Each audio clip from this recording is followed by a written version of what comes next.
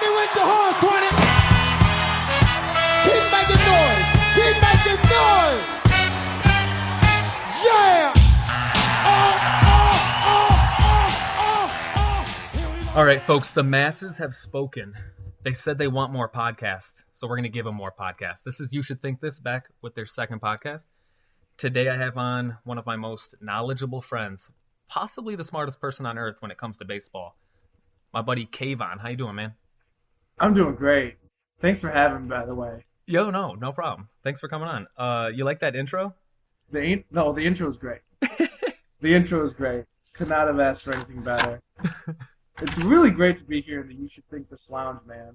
You got a great setup here. Yeah, it's I'm actually at my mom's house right now. I don't live with my mom. That would be too cliche of a blogger, but I am back home from Atlanta in Detroit at the mom's crib. So okay.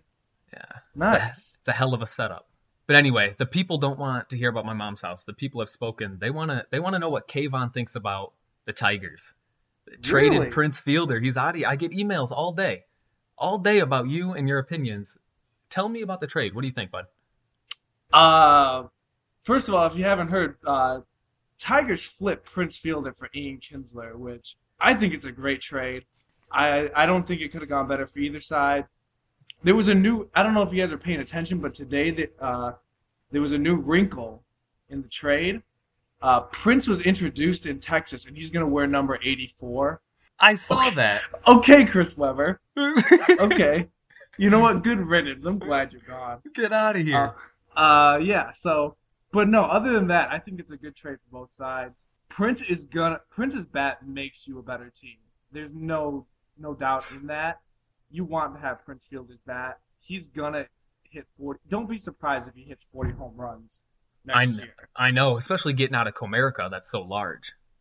And Texas is a launchy pad. Yeah. They're gonna love Prince there. He's gonna like playing there. And Texas, I've heard they like things big, and Prince's fat ass will fit right in. Prince is extra large at best. He's a big boy. I mean, I'm not gonna knock on him because I love him. He looks cuddly, but we're all about ships here in Detroit, and it's time. I honestly thought, I don't know about you, that was the best Tigers team I've ever seen in my life, hands down. Number-wise, yes.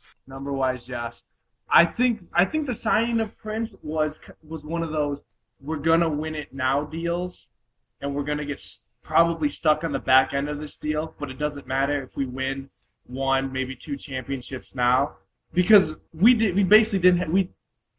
got the same results with Prince and without Prince. And when we added V-Mart back, I thought V-Mart was just a big enough bat to come back. Adding Prince, like I said, does help your lineup. Yeah, of course. I mean, it was no coincidence that Miggy won MVPs with Prince behind him. And before Prince got here, Brian Braun had Prince behind him and won the MVP. So 3 years in a row, he's had the MVP in front of him. I didn't even think about that. And the other thing, when you look at Prince's numbers, he's still driving in 110, 105 guys when you have the guy that's going to win the Triple Crown cleaning everybody up in front of him. Yeah, oh yeah. He's no slouch. He was terrible in the playoffs, but I think for the most part, once emotions kind of calmed down after the playoffs, he had a very positive impact on this team. I think we can all say we enjoyed Prince Fielder as a player. His contract is another deal. I'm glad we're out of that monstrous contract. He's not going to be worth it at the back end of that contract, but for the time he was here, positive player. Glad we had him. He was fun. Seemed like a good guy. Absolutely. No, he definitely helped. He helped the team. It's good that they got rid of him now. It's a miracle they got rid of him. I don't know. Yeah, I feel like they took Dombrowski called the Nets owner. They went out on that dude's yacht and at gunpoint kind of got this trade to go through. I called Dombrowski a mad scientist because of this trade. Dude, he's genius. He's a mad scientist because signing Prince was an experiment that if it went wrong, you were supposed to be stuck with it. And you weren't supposed to get out of it. You're supposed to end horribly. It's like if Stephen Hawking took his rocket chair to the edge of a black hole because he wanted to prove going through one proves wormholes exist, and he jumped in it, and there was actually a wormhole, and he came out on the other side. It was like, It's not supposed to happen. I called it. Exactly. It was a terrible Exactly. impression of Stephen Hawking. He's a mad scientist. But anyway, let's talk their lineup now. So we got Kinsler. I know there's word on the street. Maybe you haven't heard this. A little whisper that we're trying to flip Kinsler. Like he might not even put on a Tigers uniform.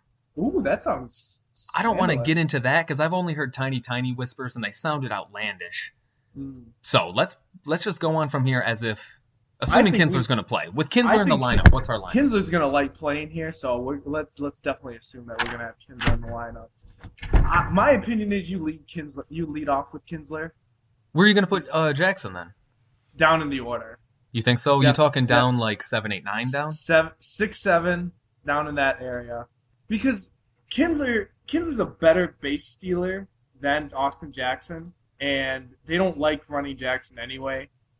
Moving him down takes the pressure off him, and it would allow him to run because for some reason they don't want to vacate first base with Miggy up and Jackson on. I don't know why, but I mean, I get it. I see the reasoning. It's like, why risk the out when Miguel Cabrera is so solid and Hunter played phenomenally last year? I get their point, but at the same time, Austin Jackson's one of the fastest dudes out there. Like, you got to utilize that speed a little more on the base paths, I'm saying.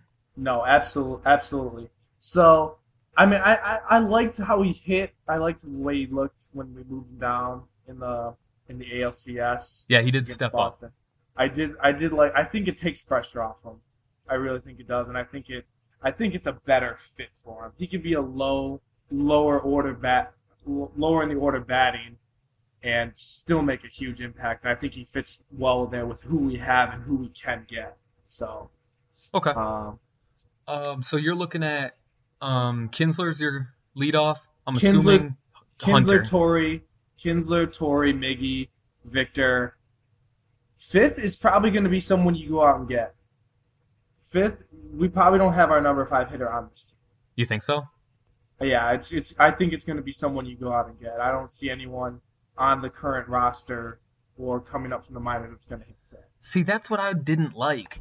I really liked having Peralta right in that area and having another bat.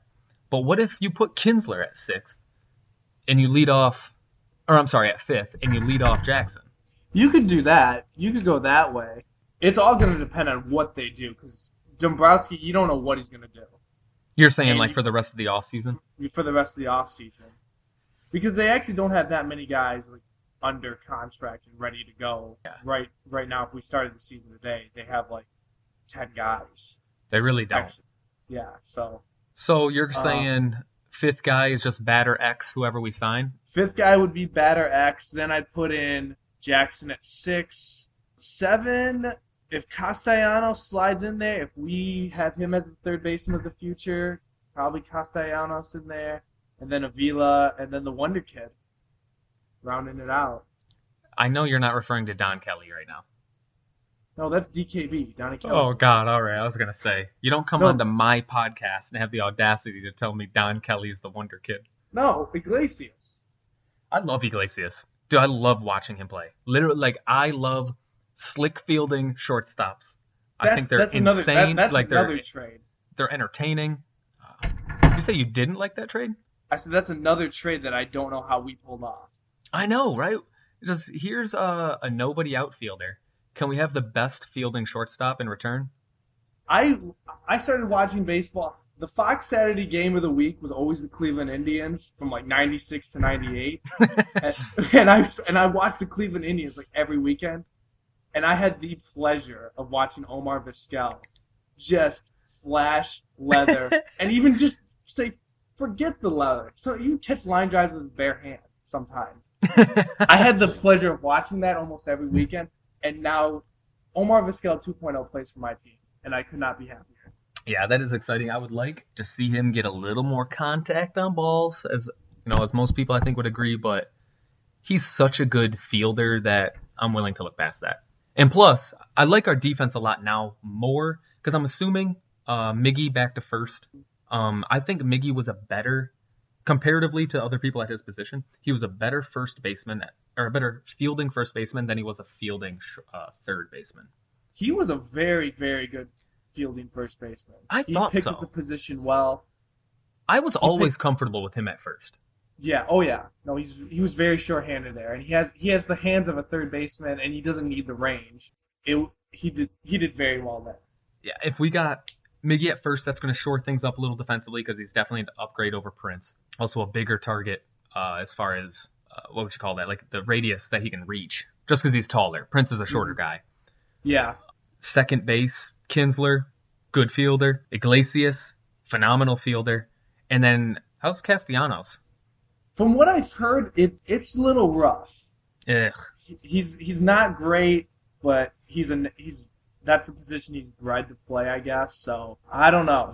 I don't know what we're gonna do with this kid because I don't know that he really impressed that much at AAA. I think he hit like 280 something, which if you hit 280s in the bigs, great. But I mean, we'll see. So I think that kind of what they're gonna do because there's a lot of things they can do, especially with the free agents out there. You can still make a trade. They can still make a trade somewhere. Yeah. Do you have any so that for that fifth spot, you say we're going to get another guy. You got anybody on your radar? I think the one people are talking about most is Carlos Beltran. Bring in Carlos Beltran. He wants to win a championship, and it's not a bad move. He's hungry, and the dude performs in the playoffs. Yeah, he does. You've seen his World Series numbers. He hasn't won one, but it's not his fault. No, not at all. He always comes to play in the playoffs.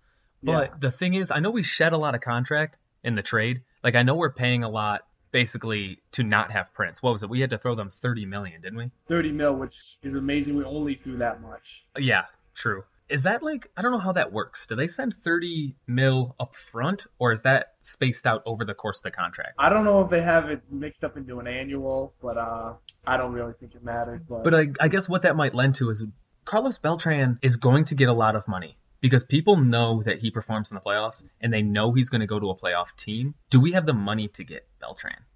I think you can throw 16, 17 mil at him at most for 2 years. That's the other thing. It's only for 2 years. It'd be a 2-year thing. You give him his money. He's gone. He's off the books.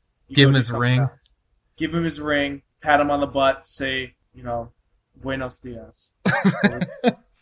That's good day, isn't it? I don't speak Spanish. Oh. I took French. Bueno. Just say bueno. Yeah, I took French, and I also don't know how to say good day in French. So I'm pretty much on the one-track English route for most of my conversations. You are from the South, aren't you?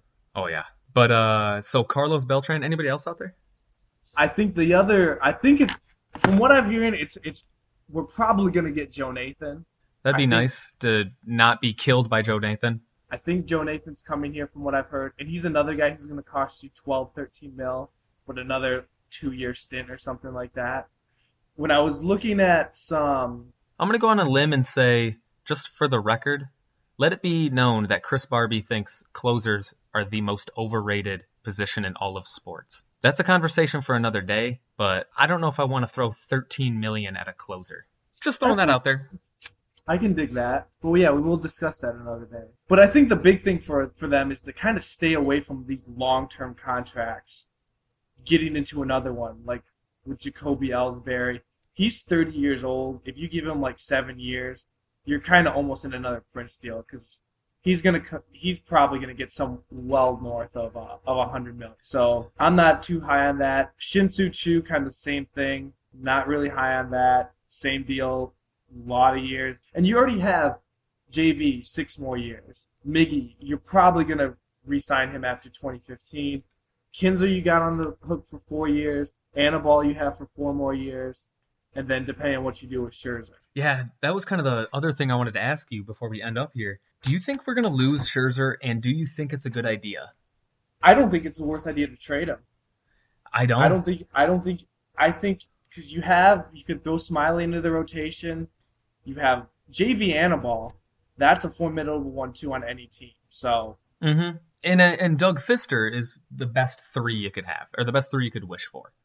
Yeah, you can't complain about the starting rotation and the guys you have there. But if you trade Max and just get some lightning bullpen arms, that bullpen that you need to shore up could become a strength just like that. Yeah, and some people might say, why would you trade Scherzer? He just won the Cy Young. He's obviously phenomenal talent. But we aren't going to lose Scherzer after this year. if we do, we will not re-sign Scherzer because some team's going to throw him a huge contract that we won't be able to match, assuming he doesn't fall off, which is possible, but I don't think that will happen. My thinking on this, and I've been burned on this before because I underestimate people, but Scherzer feel like he's the type of guy who will take a discount. You can get him for a discount because he does really, really want to stay here. But I think if he stays, the Tigers are going to pay him anyway, so I don't think that's really going to play into it. Another interesting is you can trade Porcello. Are you going to get a whole lot back for Porcello? I mean, you could probably get. The Padres aren't interested in re-signing Chase Headley, who's coming off a year of 31 homers, and that's a guy you can slide in and play third base, probably hit fifth. He won a Gold Glove, won a Silver Slugger. Martin Prado. One thing I wanted to add about that, as I know you're saying Chase Headley's I'm assuming he's won his Gold Glove at third base, right? Mm-hmm. We're not really a team that needs a phenomenal infield. We have a lot of fly ball pitchers. Aren't JV, Scherzer both fly ball guys? Absolutely. I know Porcello is a heavy ground ball, and if I'm not mistaken, Doug Fister is a heavy ground ball guy. Fister and Porcello are ground ball guys. But right. But with Verlander and Scherzer, you can get by with a lackluster infield, and I don't even think we have a lackluster infield anymore. Now with Iglesias and Iglesias, I feel like can cover that whole side of the field. He's incredible. He's got range for days. If a ball gets by him, I'm shocked. Oh, yeah. Like, I remember balls getting by Miggy, and then Iglesias would get him. And I'm like, that's crazy. This guy's everywhere. Oh, but yeah. I think we can get by, even if Castellanos, how do you say that? I want to say Castellanos, but I know that's not it. Well, I'm pretty sure he's Hispanic, and he's got the double L, so it's a Castellanos. Okay. See, I wasn't sure because, since I came down south, not a whole lot of Tiger talk down here. So... But Castellanos, even if he's not a great fielder, I mean, I know you're an ignorant person and you have ignorant people like me on this show, so we're not going to figure this out. Yeah, a simple Google search could probably figure this out, but I'm going to just go ahead and keep speaking American. But anyway, I think we can get by without a Gold Glove third baseman with what we have. I think we can too. It's just a possibility that's out there. It fills a void you need because I really don't know about Castellanos. I'm not sure. I really, really don't know what he can give you. So that remains to be seen. We'll just have to see what Doc Dombrowski decides he's gonna do the rest of this offseason. Yeah, and he never lets us down. He's incredible. Exactly. No farm system, but I don't know how he does it.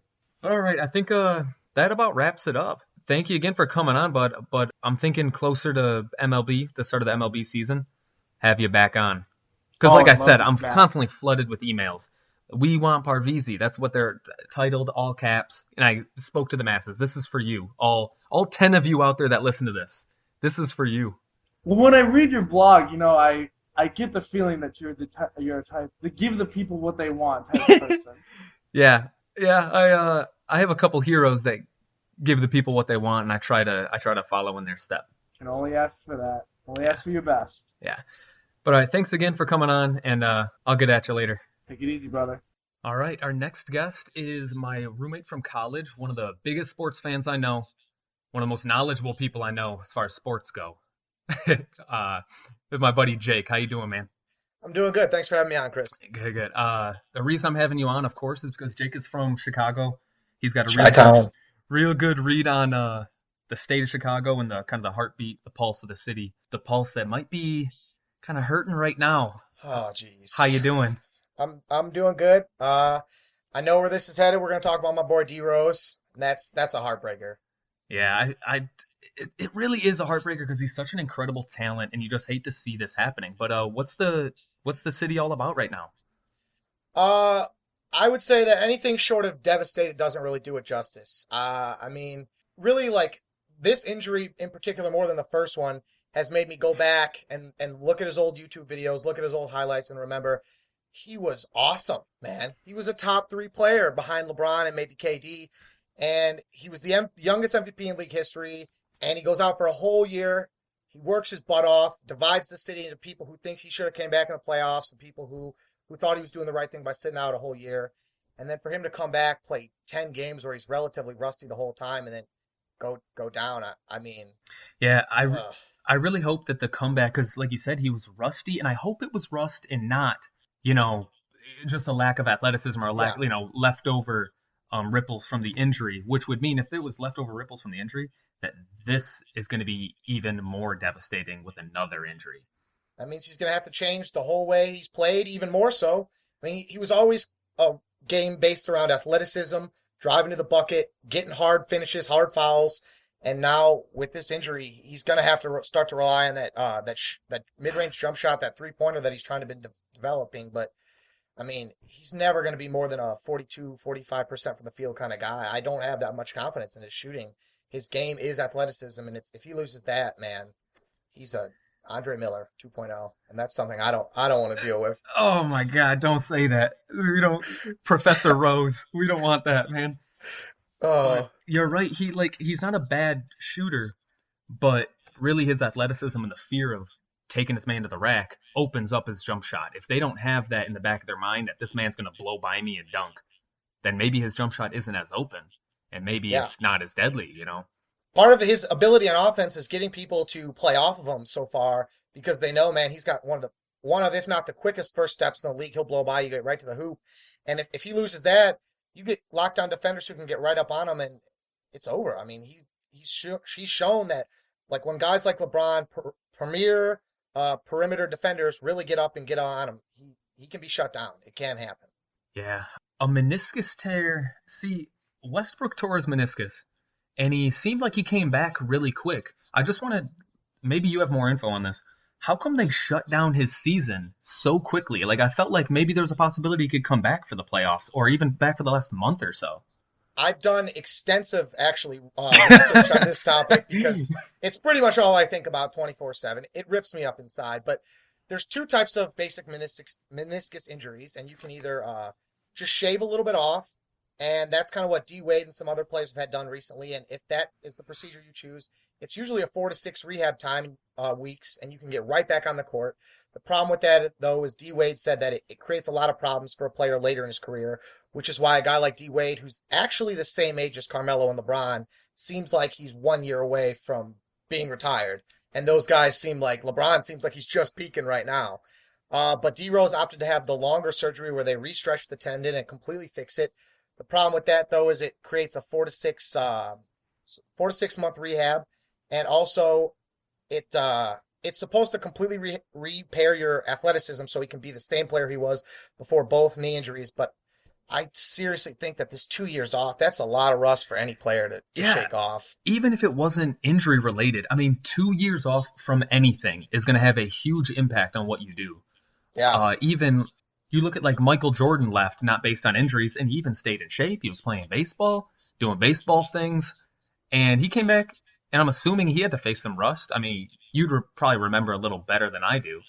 I mean, everyone has. Look at NFL is something that I know a lot about. Guys who take the last year out of college for some reason, like Mike Williams at USC a couple years ago. Yes. There's a guy who could have been a top 10 pick. He takes a year off. Now, he claims, we don't really know, but he claims he's working his butt off. He's training the whole time.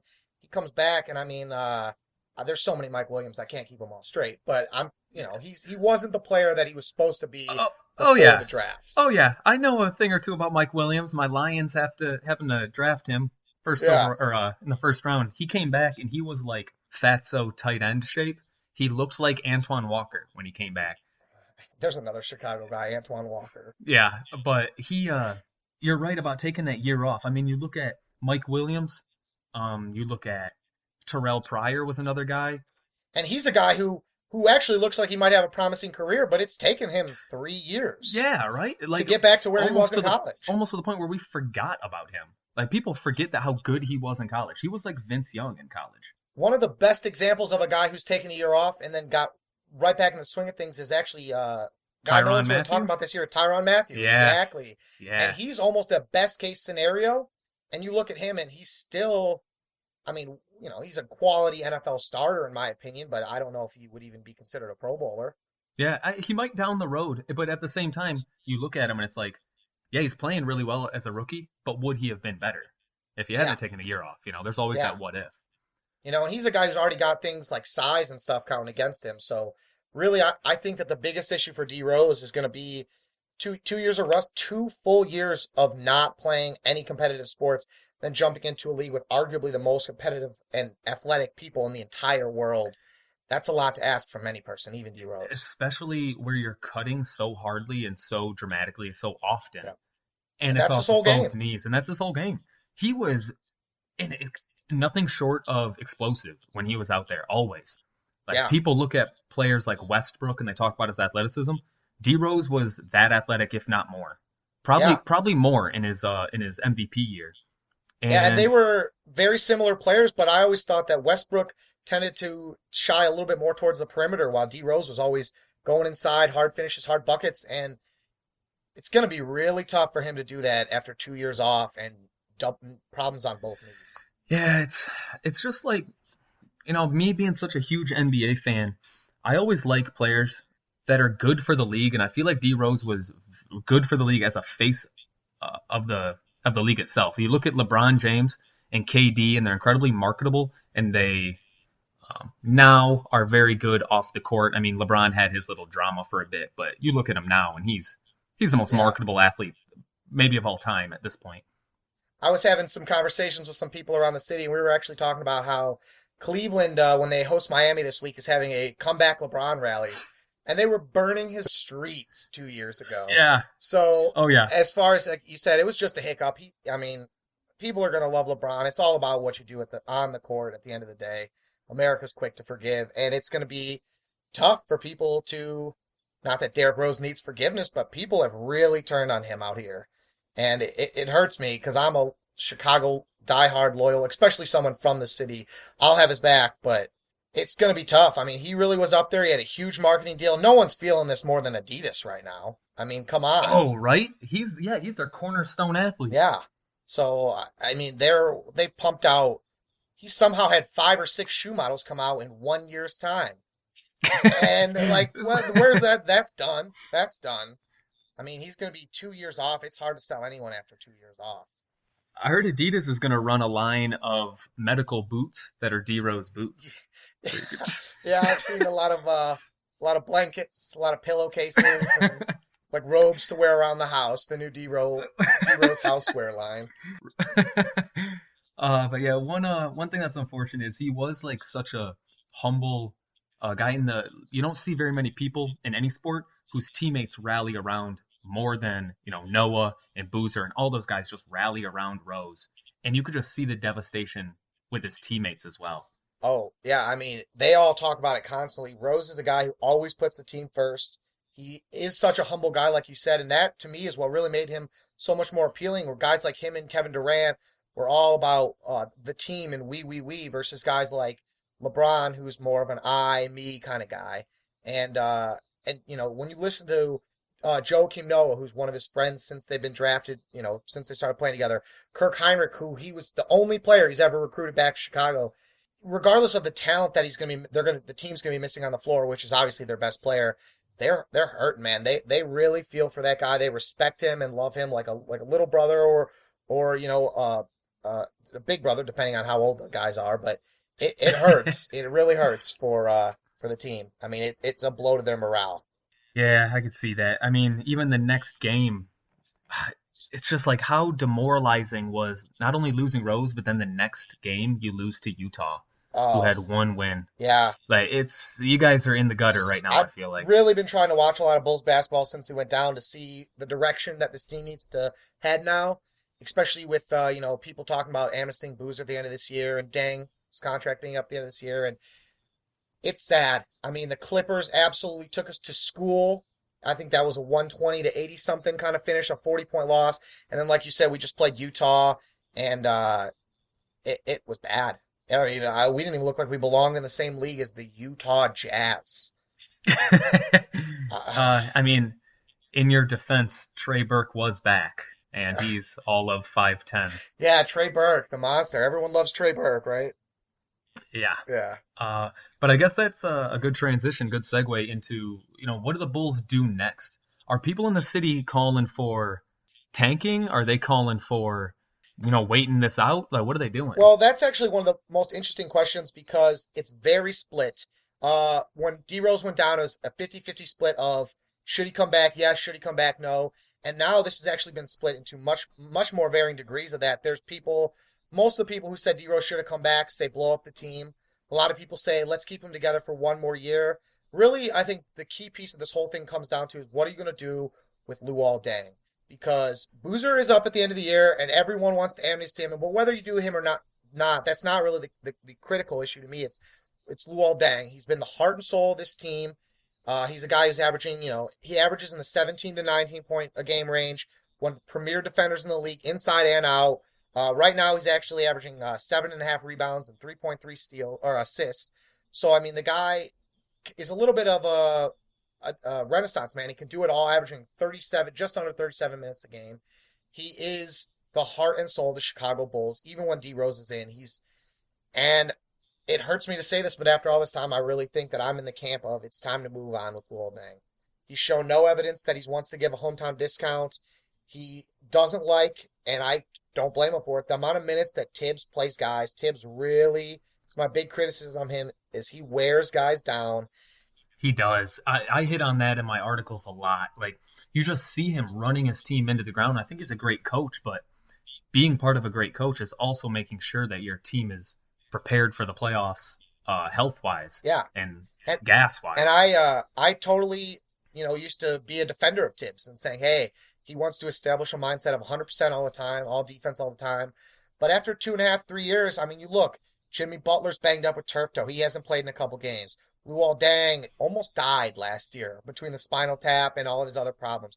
Kirk Hinrich played 60 minutes in that overtime Game 7 against the Nets and then sat out the rest of the playoffs with literally whole body being listed on the injury report. Joakim Noah's got a history of problems. Taj Gibson's starting to develop a couple problems here or there, which, aren't major concerns yet, but you really like to nip it in the bud before it gets too big of an issue. So, like I said, there's a lot of different camps going on, and I hate to say this, and you'll never get a guy like Tibbs to tank, and I think Tibbs is really going to be a good long-term coach.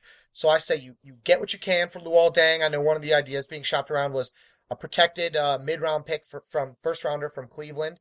Get that. Maybe tank this year. Just straight up?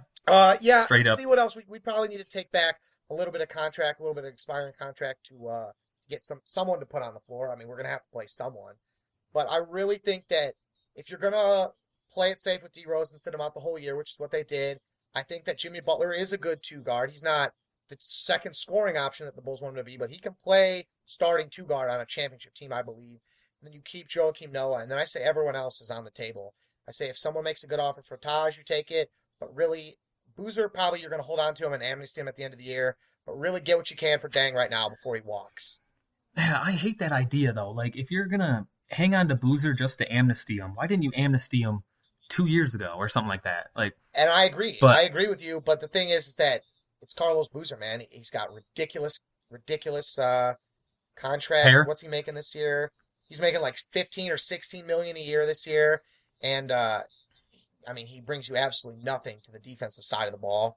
So it's going to be hard to shop. I have seen a couple deals for Boozer out there, but it's nothing that I've really, in taking it back, it's nothing I've been interested in. It's like taking a similar contract back for another additional year even in a lot of those deals. So Gotcha. It's tough.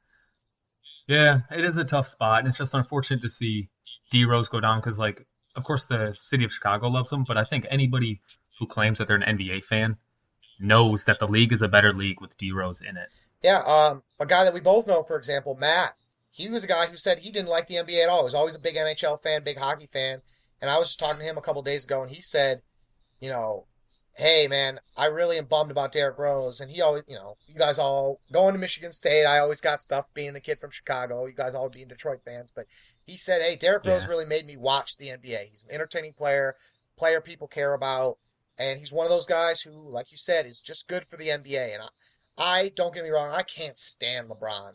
But there's nothing good about LeBron going down for the NBA. And it's the same case for D Rose, who's someone who I absolutely love. Absolutely. And another thing about him is he's just, first off, he's the only athlete to ever be called out in a rap song for being nice. Yes, super nice. How nice he is. Just the nicest. And his niceness is something the NBA needs. Yeah. But anyway, I think we'll just have to wait that out, see how it goes, see what happens with Deng and Boozer. I'm sure as the year progresses, we'll get more info on that. But I want to get your quick opinion here. College hoops. I know you watch a lot of college hoops. Yes. I know our Spartans are out there kicking ass, and I love this team. What do you think? And have you caught Wiggins and Parker and Yeah. Smart, all those guys? I watched the whole Champions Classic. I've actually watched a majority of that Duke Vermont game the other night. I try to catch those two as much as possible, particularly Jabari Parker, because I believe that this kid is the truth. That's a little bit of my Chicago bias coming through. But I was down on Jabari for a big amount of time because he was between Michigan State and Duke, and he hurt me. The Chicago kid hurt my heart a little bit, but I got to forgive him because that kid can really play some ball.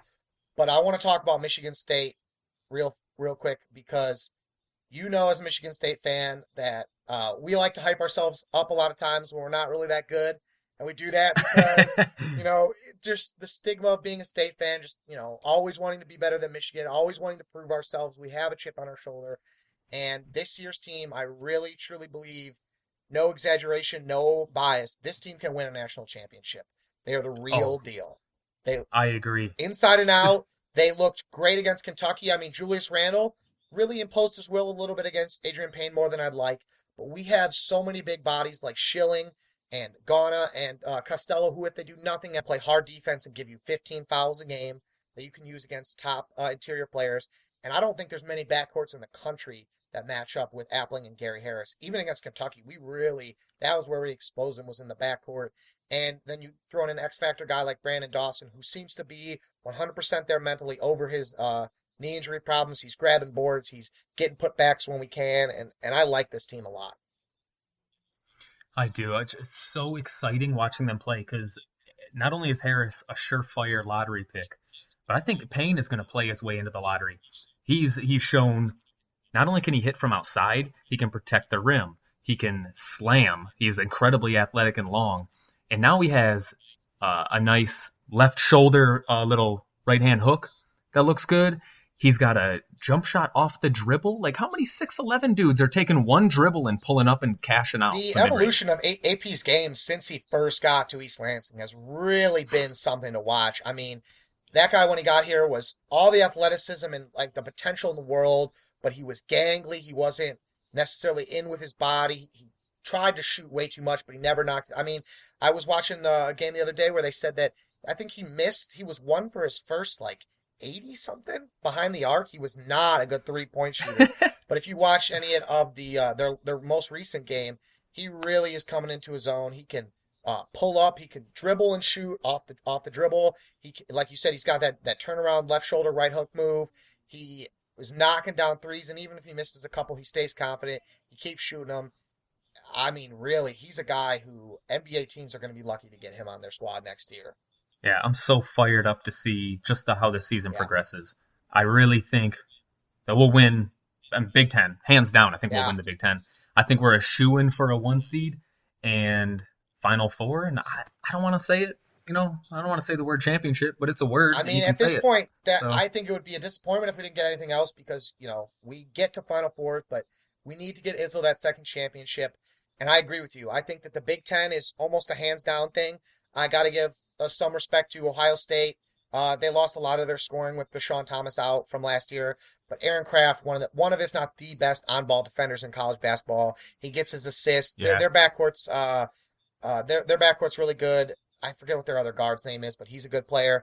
And then I want to give Wisconsin a shout out too. Michigan, to me, has shown that they've been nothing but overhyped this year with their 2 early season losses and their close call against Florida State. And it brings a smile to my face to say that I don't think they'll be a top 5 team with the emergence of a team like Iowa, who's undefeated and shown some promise, but also Wisconsin. I want to give them a shout out there. No one ever talks about at the beginning of the year, but they always play their way in at the end. And with Kaminsky this year dropping, 43 points and knocking down 12 threes, something unheard of. Wisconsin basketball is playing some offense for the first time, so watch out for them. I'm a little worried about them, but I think at the end of the day, I think that this Michigan State team is a Big Ten champion, a Final Four lock almost, in my opinion, and I think a real bona fide top 2 or 3 contender for a national title. And it is nice, like you were saying, Michigan's phony, and they can't seem to get any wins on the court or on the field, but I mean, who's counting? I'm not even it's not like I've noticed. That, really, so what do I care?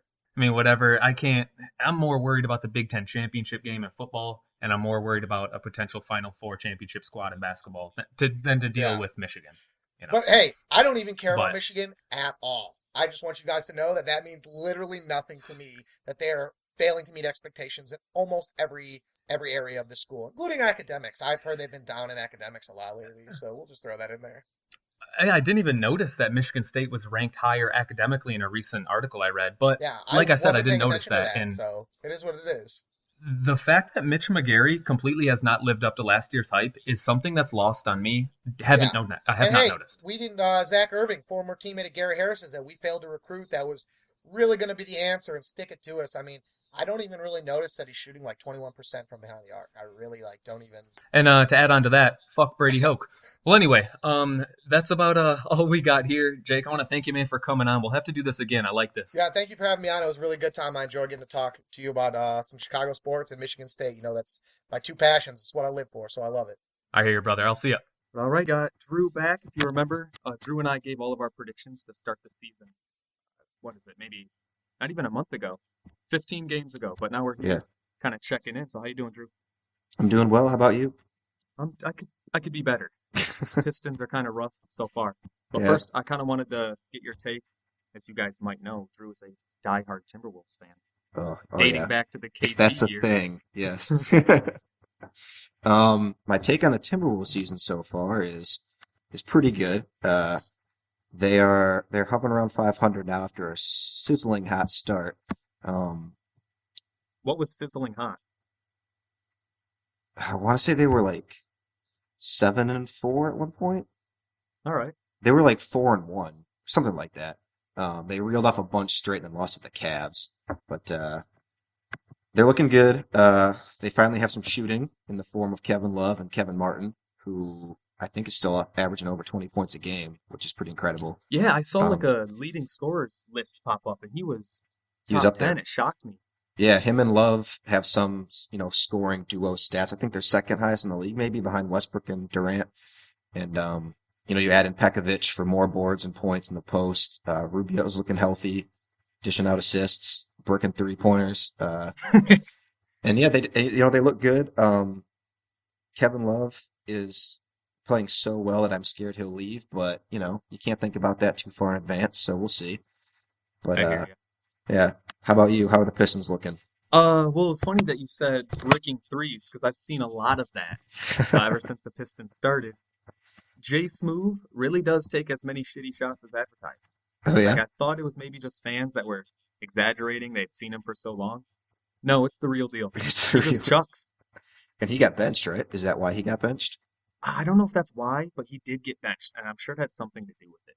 Because he really does just put up some garbage shots. I was actually at the Atlanta Pistons game in Atlanta last week, and every time he touched the ball, the crowd, everybody just goes, shoot it, shoot it. It was hilarious. And he abided. The Smooth abides. Yeah. I don't know if I texted you this. Maybe I did that potential trade that Bill Simmons threw out. Do you remember? Who would it involve again? It was Monroe getting him off the Pistons, supposed enough to re-sign him, and then you could move Smith to the 4. But it would basically be Monroe and then Stuckey and Villanueva's expirings for Ryan Anderson, Eric Gordon, and I think Jeff Withey, just a throw-in piece. You get your shooting, you get your 2, you get your stretch 4, you clear up the lane. All you really give up is Monroe, even though Stuckey's having a good year. What do you think? I mean, Stuckey can go. I mean, he always goes through stretches like this. He can play, for stretches at a time, but he's not good. Yeah. But I think I would do that trade. I do, as I started watching the Pistons a lot again this year, after kind of wavering because they're so shitty for so long. It's nice to see Greg Monroe play. He's a good player. Yeah, he really is. I like him. I always liked him in terms of playing the 5. I think the issue for me comes in where he has to play the 4, especially when you throw in Smith at the 3. Like, we knew that would be a bad combination early on. And because as far as I can remember, Monroe doesn't have a great jumper, right? Oh, he is. Yeah, it's non-existent. So he can't really play it off the block, which is the only place Drummond can play. And so. Yeah, all the spacing issues that people were worried about have definitely kind of come to fruition this year. Jennings, he's another guy who just shoots and shoots. you never see him make shots. I literally cannot stand watching him play. And I wish he wasn't on the team, but whatever. Won't get into that too much. And we haven't had anybody kind of pick up the slack as far as shooting goes. Like KCP hits him here and there, the rookie. Mm-hmm. Luigi Ditomi, the Italian League MVP, is exactly how you'd imagine an Italian League MVP to play. Not well. Not well. Once they play in the NBA. What about Singler and his awesome haircut? What's he doing? Oh my God, dude, he looks like Simple Jack from Tropic Thunder. He went full retard with that haircut in the offseason. That's awesome. That is what he looks like. You're right. I was thinking Jack McBride from 30 Rock. Plays Kenneth the Page. That's what he reminds me of. Yeah, I don't know.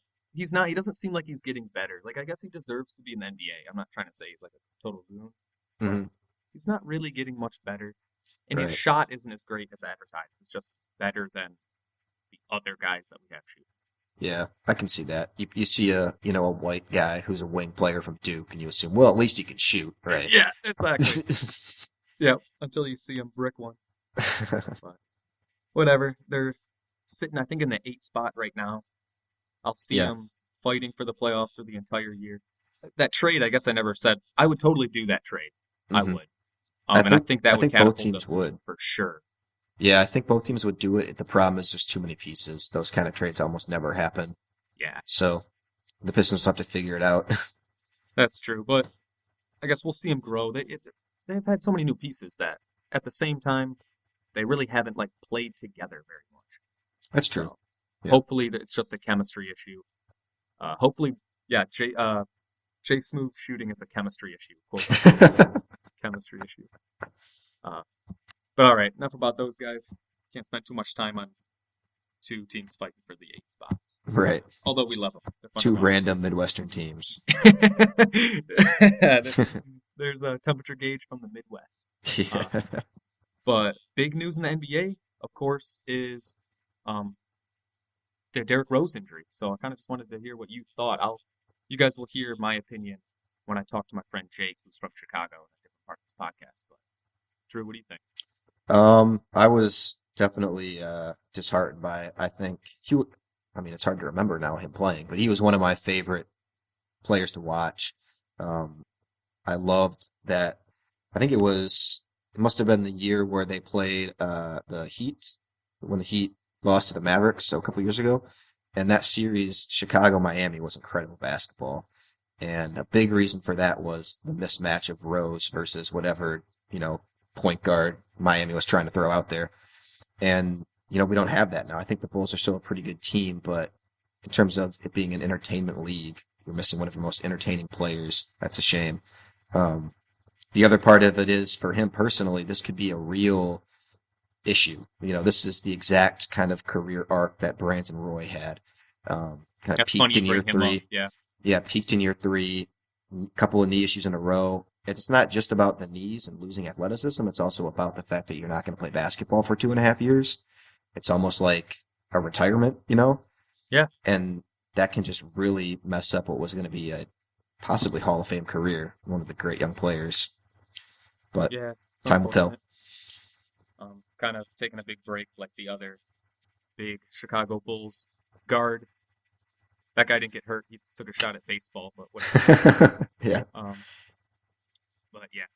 What about, I guess this early in the season, it's hard to say anything definitive because, we are still less than actually a quarter of the way into the year. Mm-hmm. But with that being said, the state of New York basketball is having some tough times right now. I did not see it being like this. The Knicks and the Nets have just been atrocious. It's a good word for it. I think they're both, with the exception of Milwaukee, they're the bottom 2 teams in the East, right? Oh, I didn't even realize it was that. I know Brooklyn is. I didn't know that the Knicks had dropped that far too. They're both sitting at 3 wins, and Milwaukee has 2.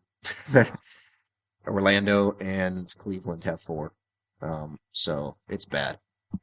It's not quite panic time, but not only are their records bad, they just look bad. I've watched a couple games of each team, and it's not pretty for teams that we had. I think we had them finishing 4 and 5, right? Nets, Knicks. Yeah, and we had Brooklyn as like a clear-cut 4. Like no question. they were in the upper tier, and then after that is when we broke it off. But to me, the one game I watched of the Nets was when they played the Wolves, and they got killed. And almost every single play was a post up off the block. And then it just seems like they were rotating. Like, here, Joe Johnson, your turn. Here, Paul Pierce, your turn. Garnett, your turn. Yeah. That's not basketball. That's I pickup. noticed that too.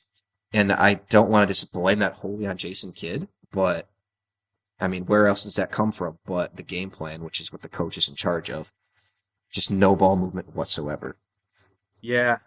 There was one league scout came out and made a comment like Jason Kidd, like he remained anonymous, but he came out and said a comment like Jason Kidd doesn't do anything during the games, like as far as adjustments and yada yada things that coaches do. Jason Kidd doesn't do yet. Okay. And did he have a reason for that? Like he's still, I mean, you got to cut the guy some slack, but at the same time, like this isn't a lottery team. Like you need to win. You have to win right now, and you're Yeah. paying $100 billion in luxury tax to do it. But like, I kind of likened it to, and we didn't give it that much thought, I guess, because there was so much veteran leadership on the team that we weren't worried about Jason Kidd kind of taking his lumps. But maybe that's a way, way bigger factor than we gave it credit for, like way bigger than we anticipated. Yeah, I mean, I've always thought that the NBA coaches aren't a huge factor. It's more about kind of personality control. Yeah, and, agreed. Not X's and O's. That's what the assistants are for and what yada yada. But I think we didn't give enough credit, like you said, to the fact that you have not only this brand new coach who's never done that, but you also have two veterans coming in with their own kind of opinions and ways they view the game. And all of this is just clashing in one locker room. Yeah. Add in the pressure of New York and the Russian mobster who will kill you if you don't make the playoffs. And it's just a bad combination of things. And I think that's what we're seeing early on. Yeah.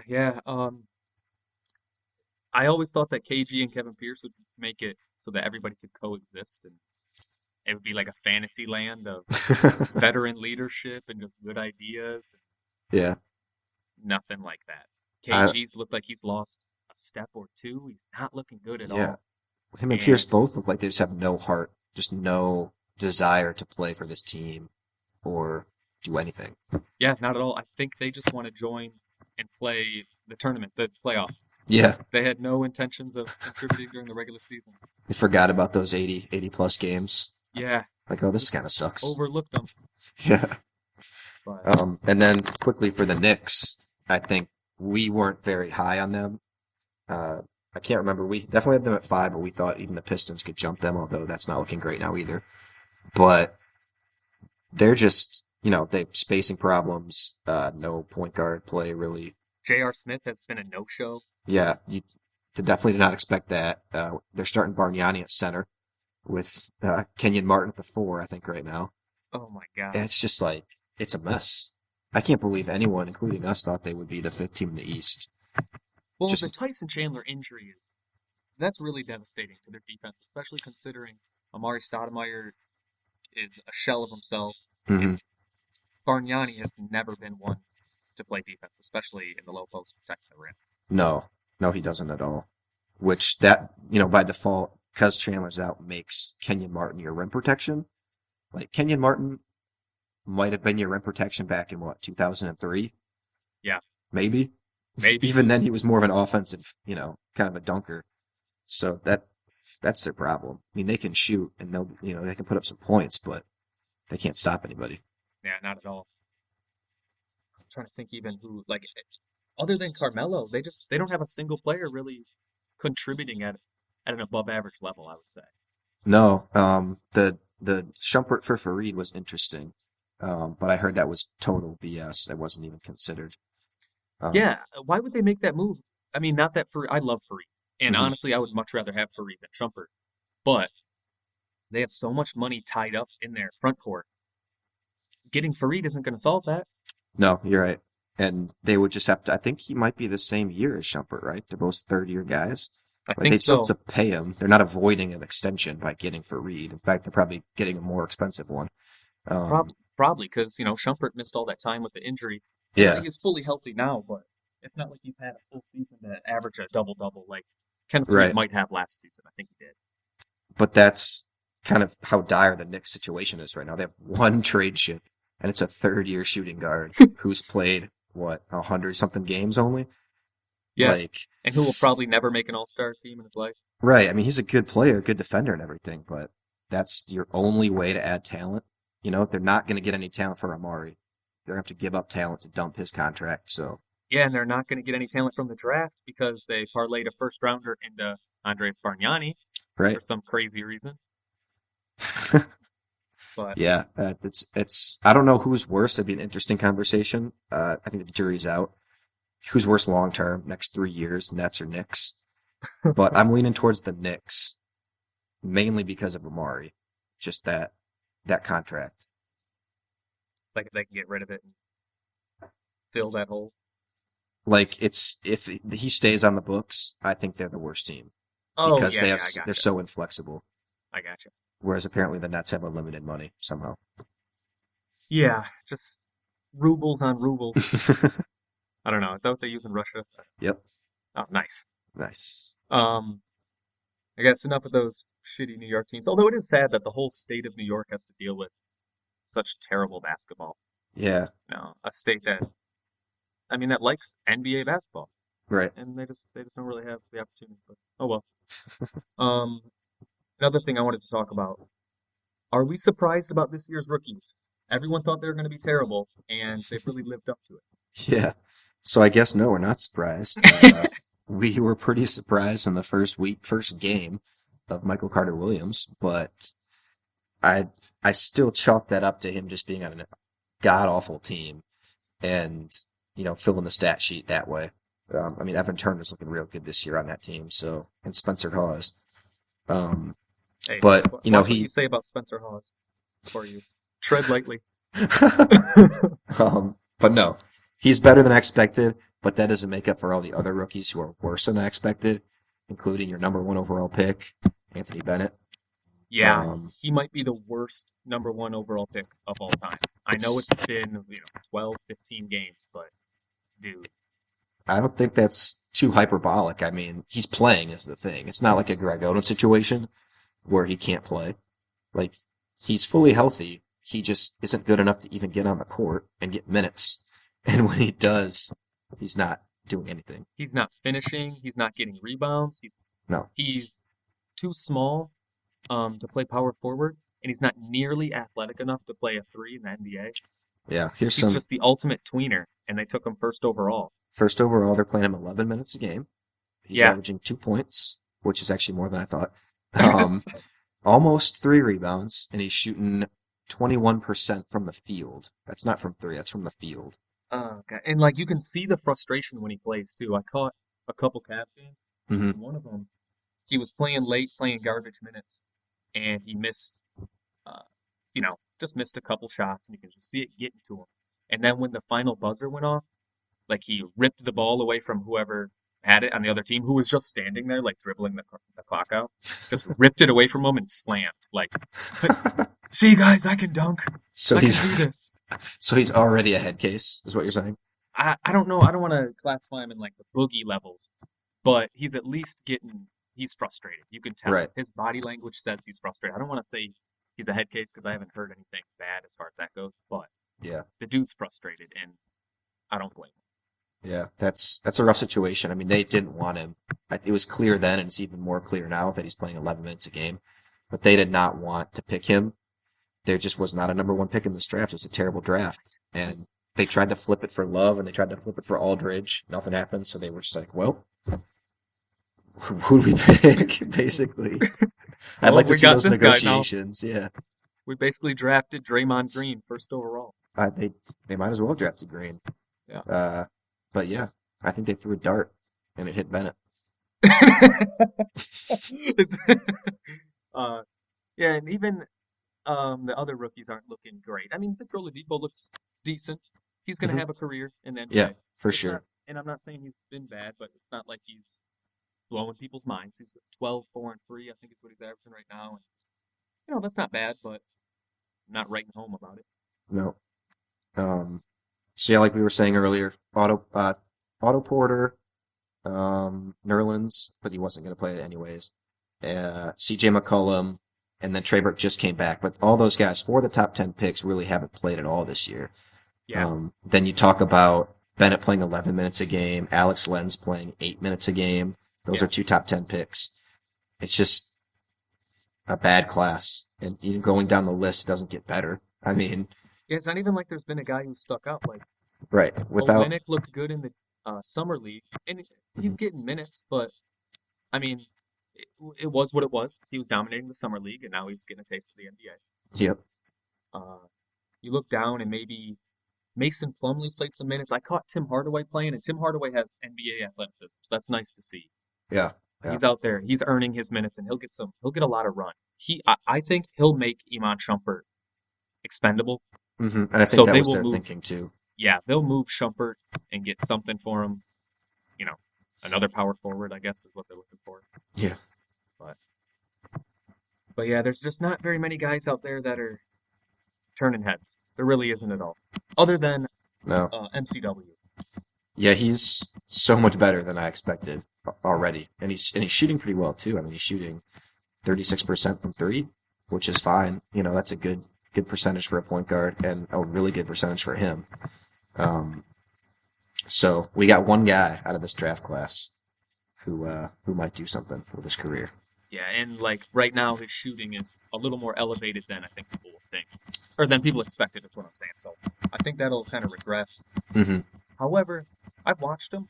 He's a good defender. He's big and he uses his height and uses his length, and I like fantastic defender, super long, very quick, which is all you need to play, a defensive point guard in the league. And like you said earlier, gets his hands out there. He gets his long hands on a balls. lot of passing. Yeah. He gets his hands in the passing lanes, and that'll take him places. That'll buy him time to where he can develop a jumper that's more reliable, Mm-hmm. and he'll be good for a while. I would not be surprised if he made an all-star team at some point in his career, or at least made like an all-defensive team. Yeah, I wouldn't, especially the defensive team. I would not be surprised at all. And now all of a sudden, they're looking good. The Philly. Yeah. Like, I think for the future, not right now. You're talking about him as a building block. I think they might actually end up keeping Turner based on how he's playing this year. Yeah, with they could. Nerlens, they got 2 picks. They could. That team could turn around quickly, so Yeah. that's nice. That's the formula, I think. Yeah. And they had the 11th overall pick last year, and sometimes it's hard to strike with immediate impact guys at those spots, but I think they did that with Mhm. Carter Williams. Yeah. So good for them. They kind of deserve something to go their way after that whole debacle of the Bynum trade and the Oh, man. disassembling of that team. We could do a whole podcast just on that. I know, but they really deserved it, so it's nice to see them catching a break. Yeah, for sure. Other than our current rookies that are really boring and terrible, what are you thinking about next year? Have you been catching any college basketball? I have. And, a little plug here. MSU's looking fantastic. Yeah! They Incredible. look at that game, the first game in that tournament. Who'd they play before Oklahoma? That wasn't the Virginia Tech game. Yeah, Virginia Tech. State looked like so athletic compared to them. Like Dawson just running down the court looks like LeBron. And then, he He does. has that body type. He's very huge, yeah. strong. And Payne is just a monster. And then Harris and Appling are pretty big guards. And anyways, getting off track. They look really good, all of them. In terms of the draft, currently, I call them the big 3. I'm talking about Jabari Parker, Andrew Wiggins, Julius Randle. That's the order I have them in right now. Although I think Randle is ready to pass Wiggins any moment. But even past that second tier of guys, there's like 10 guys in this coming up draft that would have been the first overall pick last year. And you said your big 3. I think a lot of people would argue that Marcus Smart deserves to be in that conversation too. Oh yeah, the big 3 are, in my opinion, the best 3. But you gotta count Marcus Smart in, and you gotta count the Exum, Dante Exum, I think his name is, from Australia, as 2 other guys who could legitimately be the number 1 overall pick. And all of these guys are immediate starters and possible franchise cornerstones. And I think it's safe to say all of them are better than Anthony Bennett. I think, yeah, that's safe. I don't even know if Bennett would be top 10 in this draft. I don't think he would be. I don't think so. I don't think he'd be top 10 in the draft. even with a year of NBA experience. Like if he could somehow be involved in the draft, I think they just all pass. Like, no, we'll pass. But Randall, dude, Randall's a monster. He's a He beast. plays like a grown man out there. I love watching him. I know. I love watching him play just because you don't see that very often anymore. You know, he's not the kind of guy who's trying to step out there and hit jumpers. He knows where his bread is buttered. It's in the post, and he is not shy about going And down the there. big dog eats. Let Yeah. me tell you. Yeah, he's incredible. All three of those guys are just awesome. Yeah, it'll be fun to keep watching them play this year, and then it'll also be fun to see for us as state fans, see Harris and Adrian Payne kind of improve their draft stock. I've noticed Payne has added a jumper off the dribble, like a one step or a one dribble pull into a jumper. Mm-hmm. How many 6'11" guys Right. who can dunk like him and who can play defense like him also have that move? That's incredible. Not many. I mean, even Love, who's known for his shooting, doesn't shoot off the dribble really. Did you see that Payne running off screens in a couple of the last games? Yeah. I wish I would have saw that. I love It's like it. it's like a 6'11" shooting guard, just coming off the screen and popping jumpers. Yeah, he's so much fun to watch. He is, yeah. But all right, I think that's pretty much what we got here as far as time goes for the NBA. Quick before you go, 30 seconds. Marshall Mathers LP2. What do you think? Well, what do I think? Besides the fact that it's incredible, I would say it is the fourth best Eminem studio album. I'm already putting it at 4. After the first 3, I think it's better than Encore, Relapse, and Recovery. And if you haven't heard it yet, check it out. It's good stuff. He kind of opens up a little bit, apologizes to his mom, not to ruin the surprise, but I didn't think there was any more content, there wasn't any more controversy in his life, but he goes to new depths of, I don't know, self-enlightenment. Yeah, I haven't had the chance to listen to it too in-depthly. I've listened to it maybe once through, but I think, over the holidays, I'm just going to pretty much just listen to it maybe 10, 15 times through. Yeah. Really get my nice dose of Eminem. You gotta, yeah. But I'm excited about that. It was a hell of a comeback.